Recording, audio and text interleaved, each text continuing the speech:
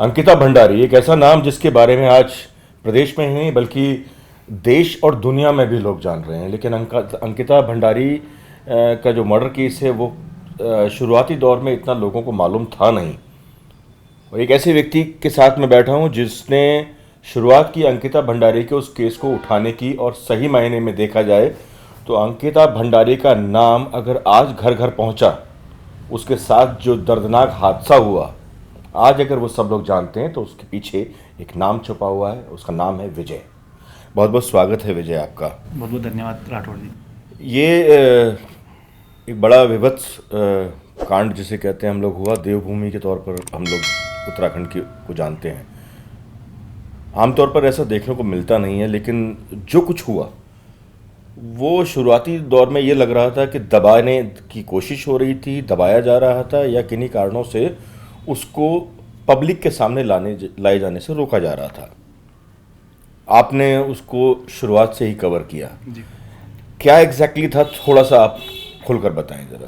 मैं इस बीच पौड़ी में ही था उस समय, और अचानक से मेरे पास एक फ़ोन आया, और फ़ोन में उन्होंने बताया, पुष्प एक लड़का है, उसने फ़ोन किया कि एक लड़की मिसिंग है, उसकी फ्रेंड मिसिंग है। और तकरीबन मेरे ख्याल से 18 तारीख से वो मिसिंग है, उसने बताया रात के 9 बजे से, और 20 की सुबह मेरे पास फ़ोन आया।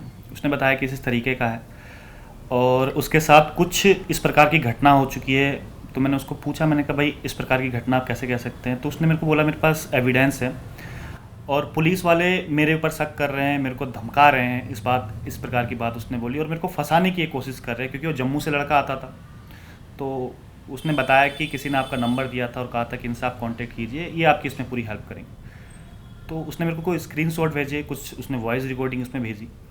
तो मैंने जब वो पूरी पढ़ी तो मैं बड़ा दंग रह गया सर इसको देख के। उसमें लिखा हुआ था कि भाई 10th की आपको एक्स्ट्रा सर्विस करनी पड़ेगी। वो लड़की रिसेप्शनिस्ट थी, आपको एक्स्ट्रा सर्विस देनी पड़ेगी। और वो लड़की बड़ी मानसिक दबाव में थी, इस प्रकार की वो बातें कह रही थी। कई वॉइस रिकॉर्डिंग भी है इसमें, वो कह रही थी, रो रो के वो सब चीज़ें बता रही थी उसको। तो मुझे लगा ये मामला बड़ा सेंसिटिव है, क्योंकि उत्तराखंड है, ये राजस्व क्षेत्र आता है, तो पटवारी के अंतर्गत ये पूरा काम आता है। तो उसने बोला कि पटवारी इसमें कोई हेल्प नहीं कर रहे हैं, क्योंकि पटवारी पुलिस का काम करते हैं, आपको पता है। तो मुझे लगा कि इस प्रकार से अगर ये मामला दब गया, क्योंकि ये आत्महत्या इसको बताने की शुरुआत में कोशिश करी मेरे एंगल से मुझे लगा, तो मैंने तुरंत पटवारी को फ़ोन किया और मैंने उससे बात करी। तो उसने बोला कि सर ऐसा है कि हम ढूंढ रहे हैं ये करके। तो मैंने उसको बताया भी, मैंने कहा भाई आज तीसरा दिन है, लड़की है कहाँ? सबसे पहले मन में विचार ये आया कि भाई लड़की 3 दिन 19 साल की लड़की थी और 3 दिन से गायब थी। तो मैंने कहा इसके बारे में पता करना बहुत ज़रूरी। तुरंत मैंने उसके बाद जो पौड़ी के डीएम थे उनसे मैंने कांटेक्ट किया, और उसके घरवाले के, लड़की के घरवाले से मैंने कांटेक्ट किया कि वो पौड़ी में उस समय थी। तो लड़की के घरवालों से मिला, तो उसकी माँ बड़ी भावुक हो रखी थी और कह रही थी कि मुझे बस मेरी बेटी चाहिए। 3 दिन आज हो गए, उसका कोई पता नहीं। डेली उनसे बात होती थी, आप खुद ही समझ सकते हैं कि डेली जिस परिजनों से बात हो रही है, और एक दिन मतलब 3 दिन से वो बात नहीं हो पा रही थी। उसकी माँ बड़ी परेशान थी। तो मुझे लगा कि ये मामला कुछ गड़बड़ है, कुछ ना कुछ इसमें हुआ है। शुरुआती दौर से फिर जब मैंने इसके ऊपर फिर वीडियो बनाई तो मैंने कहा कम से कम ये पुलिस को हैंड ओवर तो करो। पटवारी का अगर इतना कार्य क्षेत्र में नहीं आता है, क्योंकि हड़ताल पे भी पटवारी गए हुए थे, मैंने कहा पुलिस को इसमें हैंड ओवर करो। तो पुलिस को हैंड ओवर करने में मैं लगातार लगा रहा। इसमें 2 दिन बाद ये पुलिस को हैंड ओवर हुआ है केस। 21 तारीख को तकरीबन ये पुलिस को शाम के समय ये हैंड ओवर पुलिस को हुआ है केस। मेरा एक सवाल है बीच में ही आपसे। पुष्प नामक एक लड़के ने आपको फ़ोन किया, और तो किस नाते आपको फ़ोन किया? आपके वो मित्र थे, या पत्रकार होने के नाते फ़ोन किया, या किसी ने उनको सजेशन दिया? क्या बताया गया था? दिया उन्होंने बताया कि किसी मित्र ने सजेशन दिया, क्योंकि वो यहाँ उत्तराखंड में किसी को नहीं जानता था। तो उसने अपने फेसबुक पर या ट्वीट उसने किया था शुरुआत में कि मुझे हेल्प चाहिए, इस प्रकार की घटना होगी।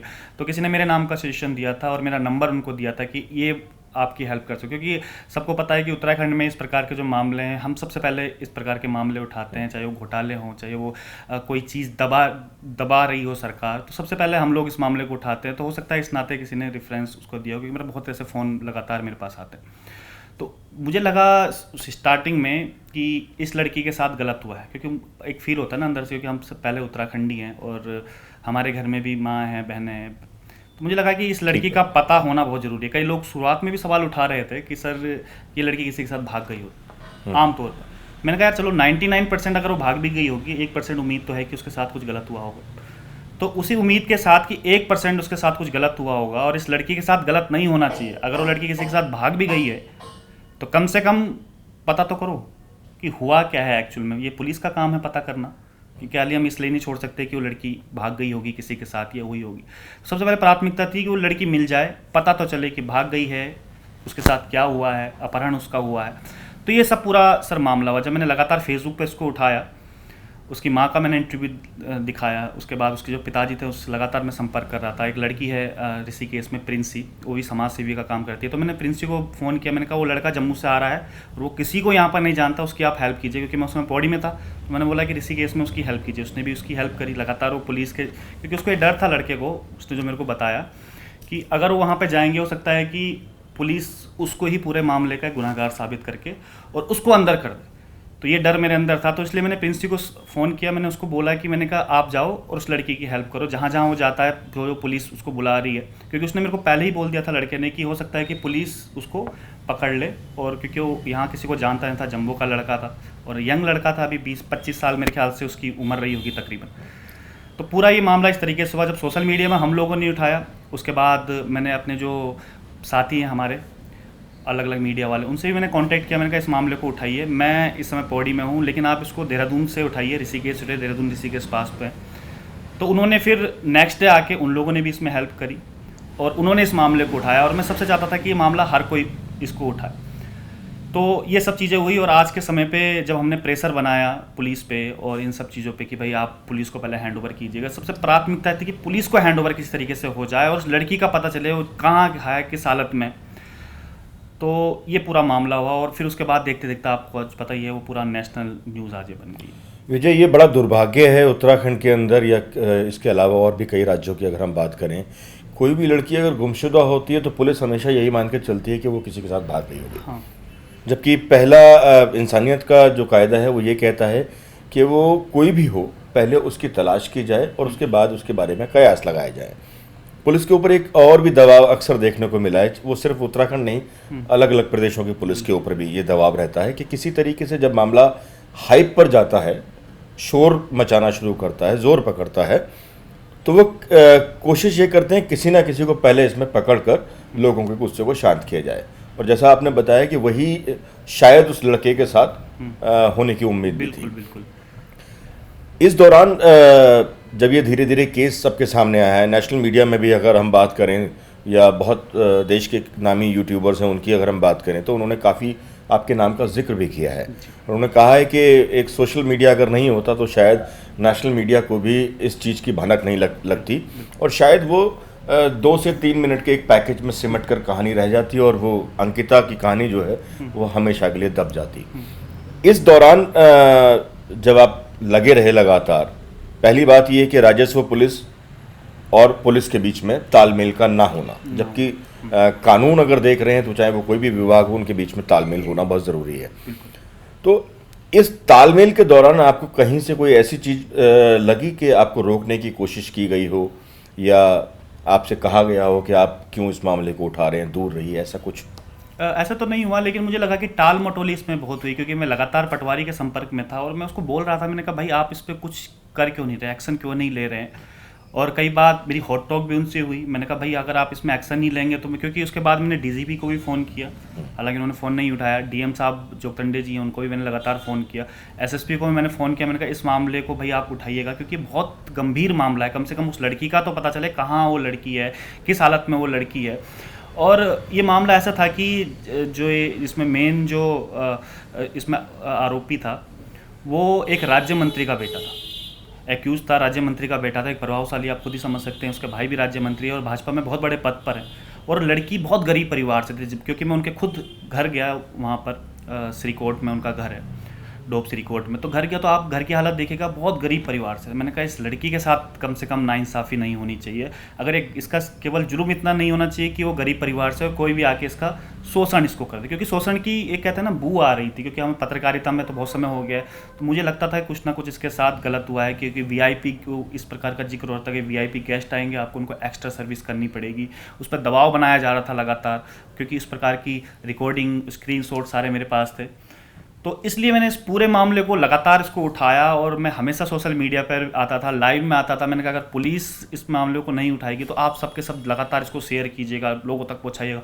लगातार अपील मैं उस समय कर रहा था। मेरी पहले की वीडियो अगर आप देखेंगे तो उसमें मैं अपील ही लोगों से कर रहा हूँ, कह रहा हूँ कि इस मामले को आप ज़्यादा से ज़्यादा शेयर कीजिए। और लोगों ने किया भी, लोगों ने बहुत इसको शेयर किया और तब जाके उस बेटी को इंसाफ मिल पाया। मैंने आपकी काफ़ी वीडियोस देखी और उसमें काफ़ी कुछ मुझे भी समझने को मिला। आमतौर पर ऐसे मौके मिल नहीं पाते हैं, क्योंकि जब आप स्टोरी से थोड़ा सा दूर होते हैं तो आपको किसी दूसरे की ज़ुबानी स्टोरी को सुनना पड़ता है और समझना पड़ता है। लेकिन आपने बहुत कुछ उसमें दिखाया। सबसे पहले जब आप ये सब घटनाक्रम हुआ, उसके बाद आप उस रिजॉर्ट में भी पहुंचे होंगे, और जो घटनाक्रम हुआ, क्योंकि गुस्सा बहुत ज़्यादा था लोगों में, तोड़ फोड़ हुई काफ़ी ज़्यादा, लोगों ने नेशनल हाईवे को भी जाम किया, और वो लोग किसी राजनीतिक पार्टी से नहीं लग रहा था। उन्हें देखकर साफ नज़र आता है, क्योंकि एक लड़की की चीख मैं सुन रहा था, तो उसका कोई रिश्ता शायद अंकिता से नहीं होगा, पर उसके मन में दर्द ऐसा था जैसे शायद उसकी अंकिता सगी बहन हो और उसके साथ ये हादसा हुआ है। तो अचानक से रिजॉर्ट में घुसने के बाद आपको कुछ और चीज़ों की क्या क्या समझ में आई आपको?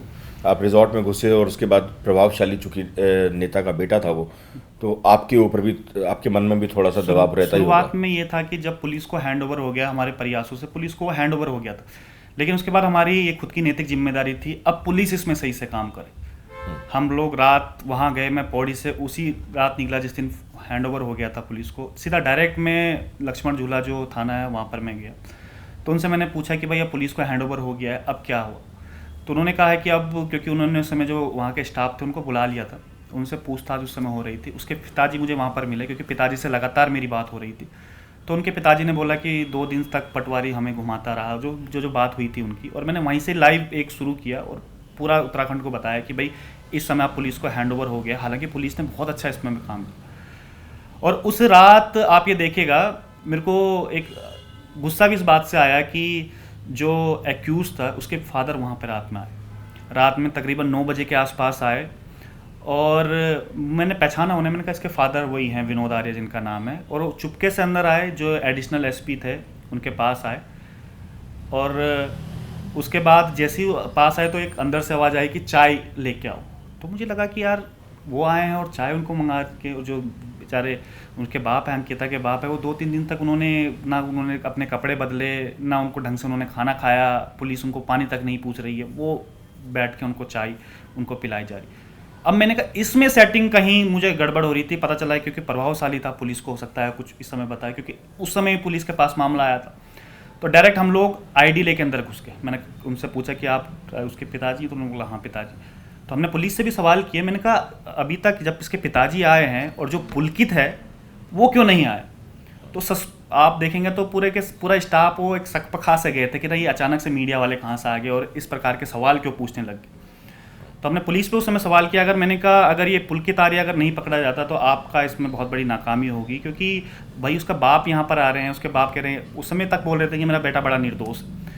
तो वो चीज़ हमने नहीं होने दी मुझे, क्योंकि सेटिंग का उसमें अभाव होता है कि पता चल रहा है सेटिंग गेटिंग जो होती है पुलिस वालों से मिलके कि आप देख लीजिएगा इस मामले को किस तरीके से होता है। लेकिन खुशी इस बात की जब सुबह सुबह मैं रिपोर्ट आई, रात को रिपोर्ट आई कि उनको पकड़ लिया गया।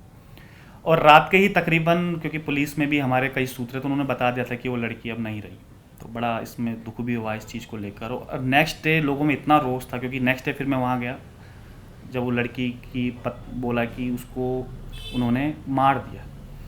तो फिर हमारा नेक्स्ट डे था कि लड़की की अब बॉडी मिलनी चाहिए। अब मार तो दिया है उन्होंने, क्या कुछ पूरा घटनाक्रम रहा जिस प्रकार का हमें शक था कि उसको लड़की को मार दिया गया है। अब मार दिया गया है कि उस बॉडी के साथ आखिर बॉडी कहाँ है, उस बॉडी के साथ हुआ क्या? तो आप ये देखिएगा फिर नेक्स्ट डे फिर बॉडी भी मिल गई। पुलिस ने बहुत अच्छा इसमें काम किया।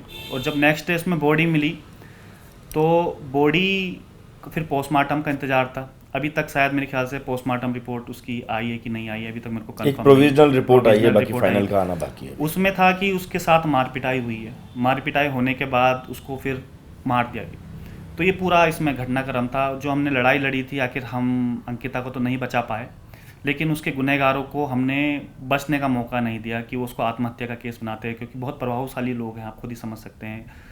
तो आत्महत्या का केस हमने नहीं बनाने दिया। और हमने जो हमारा मेन मकसद था कि पहले अंकिता मिले, अंकिता की उसमें फिर बॉडी मिल गई थी और अब उन जो एक्यूज थे वो पकड़े गए। तो इस बात की भी खुशी होती है कि जो हमने स्टार्टिंग से मामला उठाया था वो हमारा सफल रहा। 19 साल की लड़की थी, पिता की नौकरी चली गई थी कोविड के दौरान, सपोर्ट करना चाहती थी, सहारा बनना चाहती थी, वो नहीं रही। लेकिन जहाँ से ये कहानी की शुरुआत हुई उस रिजॉर्ट में आपको जाने का मौका मिल पाया? हाँ, मैं रिजॉर्ट में गया था। मेरे को सबसे ज़्यादा अचंभा इस बात का हुआ कि जब ये पूरा प्रकरण हुआ, नेक्स्ट डे मुझे रात में खबर मिलती है कि उस रिजॉर्ट पे बुलडोजर चला दिया गया और जो वहाँ की विधायक है उन्होंने वो बुलडोजर चलाया। तो मेरे को बड़ा अचंभा हुआ कि भाई वो बुलडोजर क्यों चलाया गया, जो मेन क्या विधायक को ये अधिकार होता है कि वो बुलडोजर चला दे? नहीं, बिल्कुल अधिकार नहीं होता। डीएम का इसमें साफ बयान आया है कि उनकी तरफ से कोई, प्रशासन की तरफ से कोई इस प्रकार का नहीं आया है कि इसमें बुलडोजर चला दिया जाए।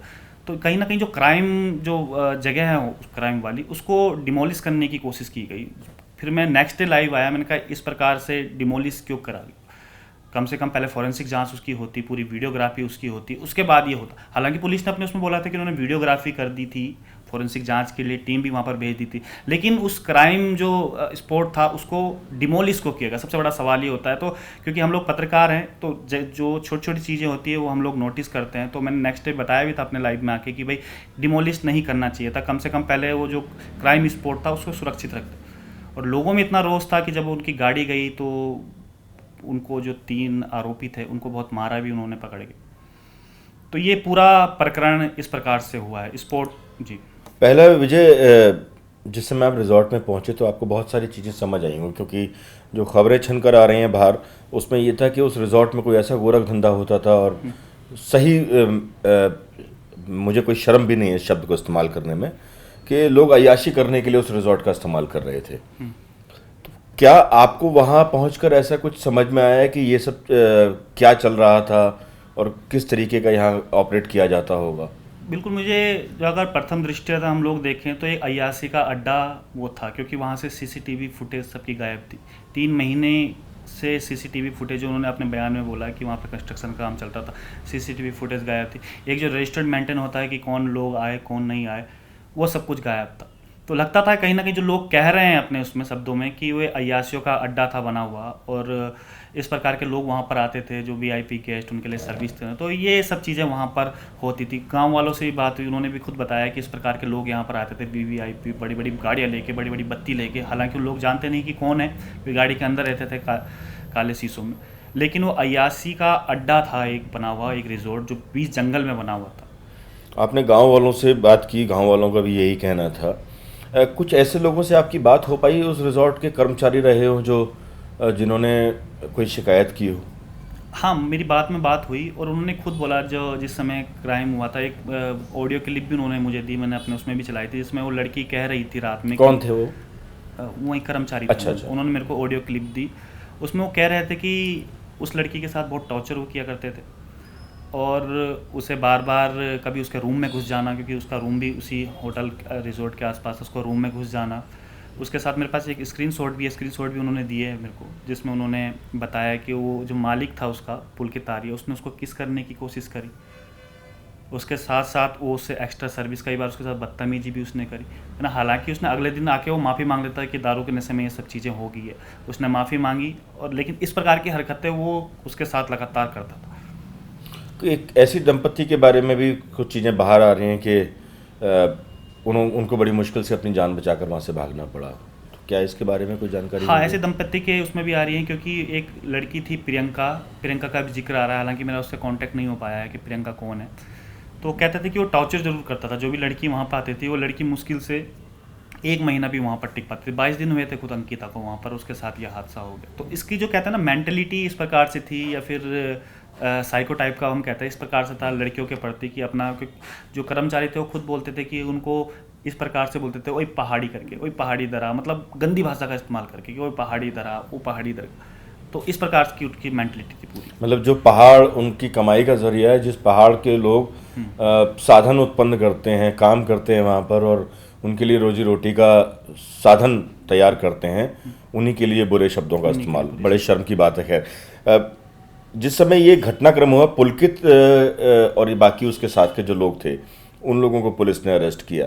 तो जब मार पिटाई हुई पुलकित के साथ में, तो सुनने में ये भी आ रहा था कि कुछ पुलिसकर्मियों को भी चोट आई और पुलकित को लगभग पूरी तरह से भीड़ ने घेर लिया था और कुछ लोग वीडियो बनाने की कोशिश करते हुए देखे गए, लेकिन भीड़ उनको हटा रही थी वहाँ से।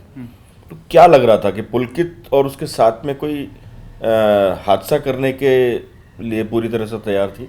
एक्चुअली इसमें जनता बड़ा आक्रोश में थी। जनता को लग रहा था कि अभी भी आप देखिएगा, कल जब श्रीनगर में उसकी बॉडी पहुंची तो मेरे ख्याल से सैकड़ों की, हज़ारों की संख्या में वहाँ पर लोग मौजूद। तो उत्तराखंड की लड़की के साथ इस प्रकार की, मतलब जिसको सुनते ही किसी की भी रूह कांप जाएगी, एक बहुत बड़ी हृदय विदारक की एक घटना थी। तो लोगों में बड़ा आक्रोश था। जैसे लोगों को पता चला कि ये पुलकित गिरफ्तार हो गया है रात में और इसने कबूल किया है कि उसको लड़की की उसने मर्डर उसने कर दिया और हो सकता है उसके साथ रेप वगैरह भी हुआ हो।